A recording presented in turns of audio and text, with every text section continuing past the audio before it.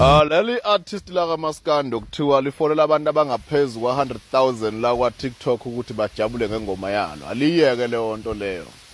Ngiyezwa kuthiwa lifonele nakwa Spotify ukuthi bakhuphula ama streams nako YouTube. Iyekele leyo nto leyo, i-wrong kakhulu. Nale ndaba yakho lena sesiyezwe ukuthi kuthiwa wena usufola ama students laphana ko University of Zululand ukuthi bajabulela ingoma yakho. Iyeke kakhulu.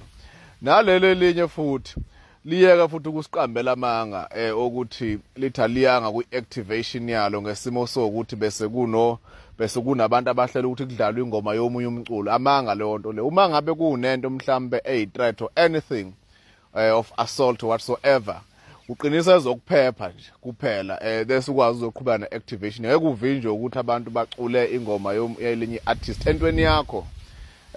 Iyeke angazi lezi zinto zeniyekeni ukuthi manje nangu lo munye akaphenduli, ngeke abhale ise yaphendule ise yalo munye ukuthi kumiswa kanjani entweni kanje. Ayi inkinga lento le, kodwa ke komunye ngiyayisola incindezi. Thina sinayo inkinga bakwethu, makuphume nje into emnandi kuphela sizoyicompliment silalele, and numbers don't lie. Bakhona lento lena yo Spotify, bakhona YouTube, bakhona Apple Music, whatsoever thing. So it's not only about ukhozi noma abantu abathize kuphela. No.